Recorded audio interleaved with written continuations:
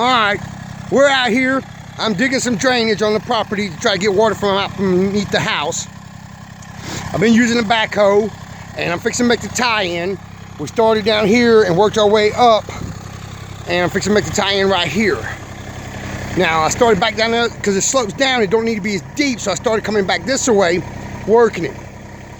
Now one of the things I learned about working a backhoe, and I actually learned it from a guy off the internet, is that if you straddle your ditch, and most of you guys might even know this already, and you line your kingpin up with your ditch this way, your bucket's always going to pull directly into that kingpin. So no matter which angle you're pulling from, whether it's from straight back here or from the side or from this side, it doesn't matter, it's going to pull straight into that kingpin. So if you line that kingpin up with where you're going and where you're coming from, you'll dig a fairly straight line almost every time. And as you can see, it actually worked out pretty good. I got just a little bit left here to make the cut to jump over, and then this ditch will be cut, this drainage ditch. And the next thing is I'll do some cleaning out of it with the shovel, and we'll lay some drain pipe in it and then fill it back in. But this is John with Liquid Life Gardens, and I want to show you a little bit of working. I found another little trick with it.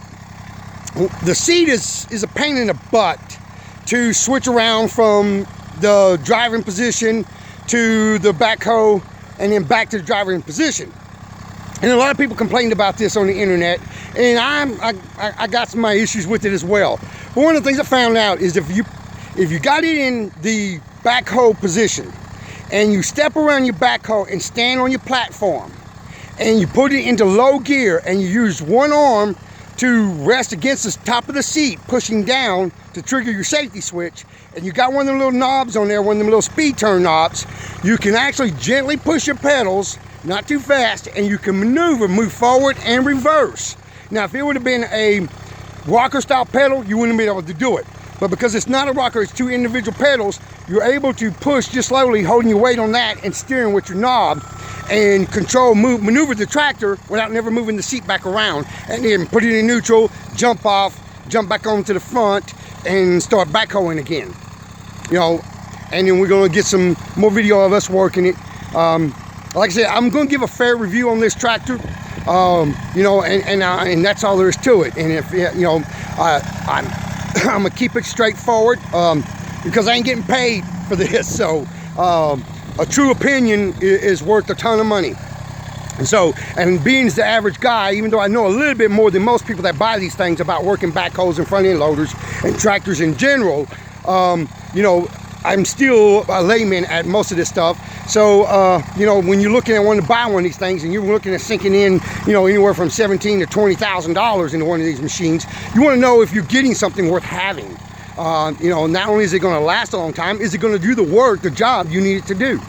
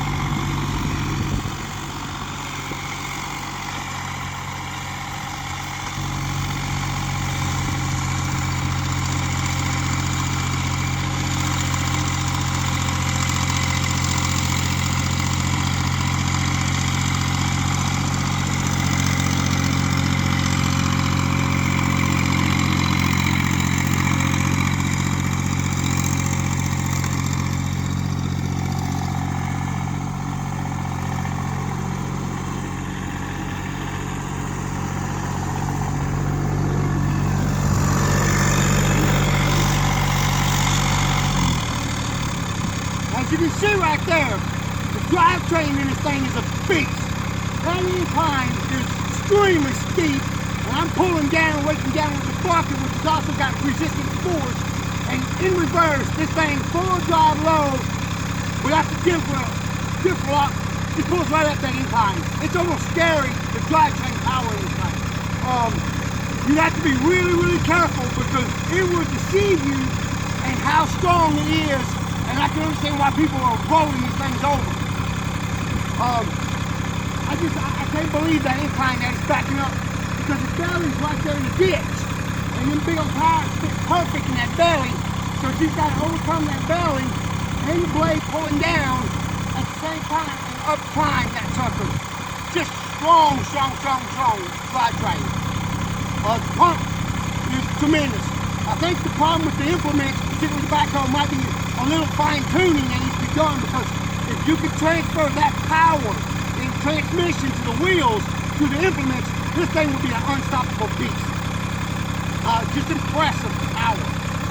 But especially considering it's only supposed to be a 22.5 horse.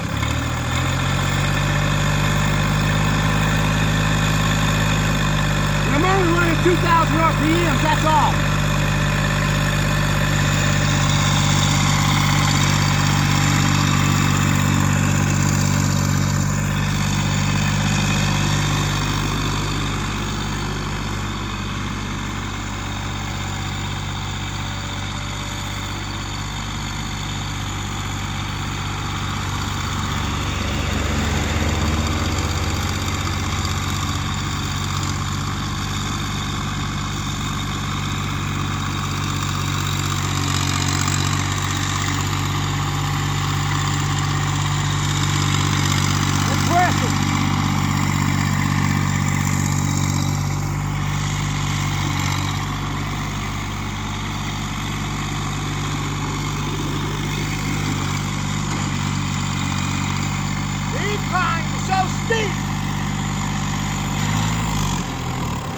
The incline is so steep.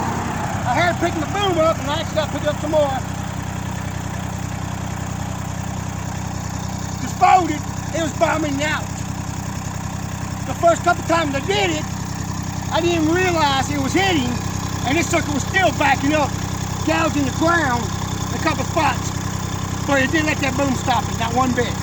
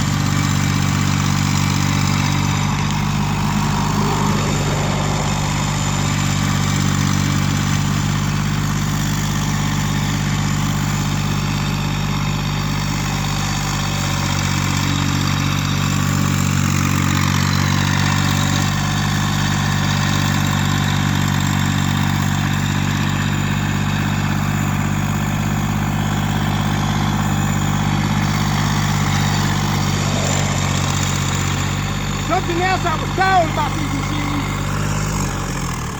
You need to watch the traffic. Something else I was told about these machines. Because of the particular style of transmission it has in it, when you're in a bind, don't give it more drive pedal. Give it less, and it gives more torque. I don't quite understand. I guess it's because it depends on flow. So if you give it more pedal, it wants to go into higher gear or higher thrust and less torque for speed. But if you get a less pedal back off the pedal, when she's in a bind, you'll find she'll start crawling her way right out of it. Impressive little tractor.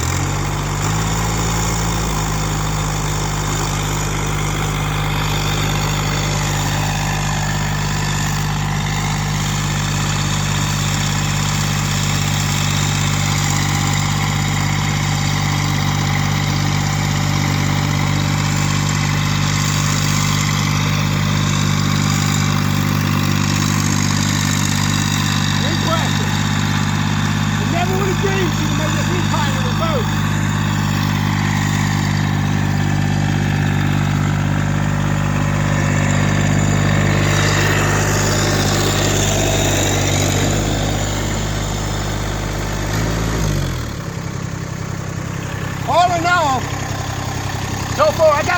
12 hours, almost 13 hours on it, and a couple of that hours was just playing with it, learning it, my wife learning it, my son learning it, just experiment with it.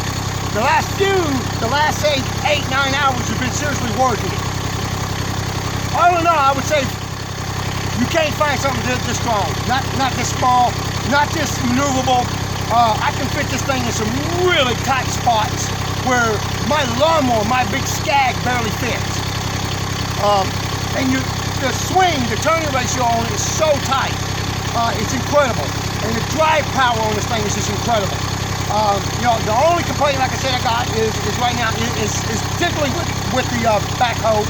And I think that's a problem that can be solved once I get to the dealership and have it checked out. Other than that, I highly recommend this tractor at this point. I've been running it, I got almost 13 hours on it. I barely hit a half a tank of gas so far. Considering it's I think a little over 6.6 or 6.9 gallon tank, that's fantastic. Runs smooth, runs powerful. Absolutely love it. My wife loves it. It's easy to drive, easy to learn. So, you know, like I said, I mean, we're going to do more and more work, and as it gets older and we work it harder and harder, we'll find out. We dug a big old pit over there on the other side of the property, a big burn pit, probably about 15 foot in diameter, about 3.5 feet deep, with the backhoe. It took a little while, but we dug it. We got it nice cleaned out. But, you know, like I said, drive, I have no, I can imagine this thing can climb just about almost any incline with no problem.